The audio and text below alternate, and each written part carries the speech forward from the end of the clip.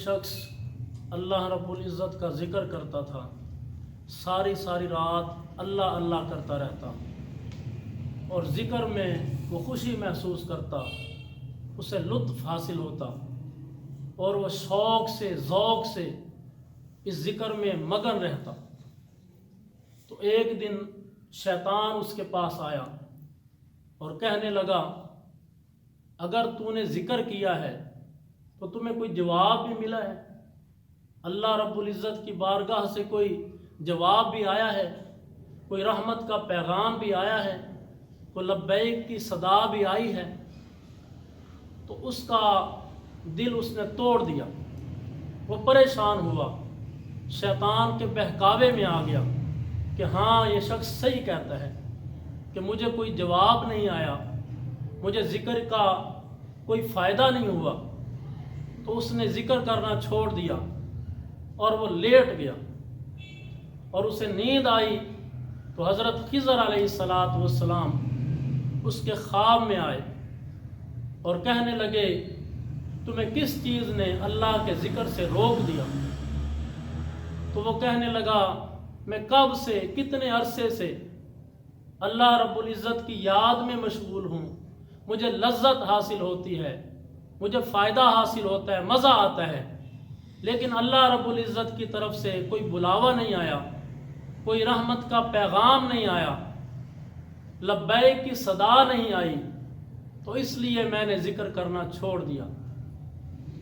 تو حضرت خضر علیہ السلام اس سے مخاطب ہوتے ہیں، اے انسان، اللہ رب العزت کی یاد میں لگ جانا، اللہ کا ذکر کرنا اور لگن کے ساتھ کرنا، شوق کے ساتھ کرنا، یہ اللہ رب العزت کی توفیق سے ہے، اللہ پاک کی رحمت سے ہے۔ اگر اس کی توفیق نہ ہوتی وہ تمہیں اپنی یاد میں مشغول کیوں کرتا؟ یہ اس کی توفیق سے تو اس کی یاد میں لگ جاتا ہے، یہ اس کا فضل ہے، یہ اس کی رحمت ہے کہ وہ تمہیں اپنے ذکر میں مشغول رکھتا ہے۔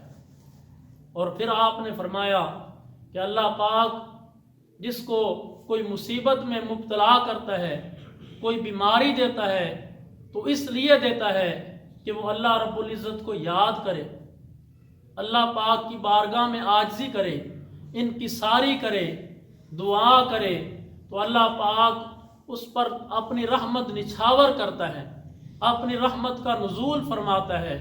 اور اللہ پاک کی توفیق سے ہی اللہ کا ذکر کیا جاتا ہے۔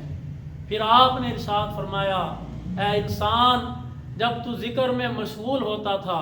پھر دوبارہ ذکر کرتا تھا تو تمہارے ذکر کی قبولیت کی دلیل ہے کہ تو دوبارہ ذکر کرتا ہے۔ اگر تیرا ذکر قبول نہ ہوتا، تیری عبادت اللہ رب العزت کی بارگاہ میں پہنچتی نہ، تو تو دوبارہ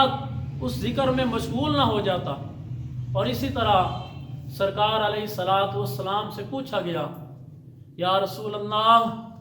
صلی اللہ علیہ وآلہ وصحابہ وسلم،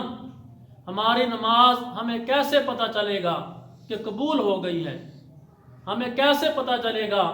کہ درجہ قبولیت تک پہنچ گئی ہے؟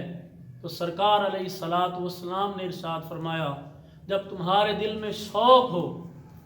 ایک نماز پڑھ لی پھر دوسری نماز کا شوق پیدا ہو، تم دوسری نماز کے لیے منتظر رہو، تو تم سوچ لو، سمجھ لو کہ وہ پہلے والی نماز قبول ہو گئی۔ تو حضرات محترم، جو لوگ اللہ رب العزت کا ذکر کرتے ہیں، ذکر میں استقامت کے ساتھ لگ جاتے ہیں، تو وہ یہ نہ سمجھیں کہ اللہ رب العزت کی رحمت اس پر نشاور نہیں ہوتی، اللہ پاک کی رحمت اس پر نازل نہیں ہوتی، بلکہ وہ اللہ کی توفیق ہی سے دوبارہ ذکر میں مشغول ہو جاتا ہے اور دوبارہ اسے لذت حاصل ہوتی ہے، اور اسی وجہ سے وہ ذکر میں ہی رہتا ہے اور اللہ پاک کی رحمتیں اس پر نچھاور رہتی ہیں۔ اور اللہ رب العزت نے قرآن مجید فرقان حمید میں ارشاد فرمایا، الا بذکر اللہ تطمئن القلوب، اے سن لو، دلوں کا چین اللہ کے ذکر میں ہے، دلوں کا سکون اللہ کے ذکر میں ہے۔ دنیا والوں، دنیا کی تمام نعمتیں بھی حاصل کر لو لیکن تمہیں چین نہیں ملے گا، تمہیں سکون نہیں ملے گا. سکون تب ہی ملے گا جب تم اللہ کو یاد کرو گے, اللہ رب العزت کی بارگاہ میں عاجزی کرو گے, دعا کرو گے اور اللہ کا ذکر کرو گے.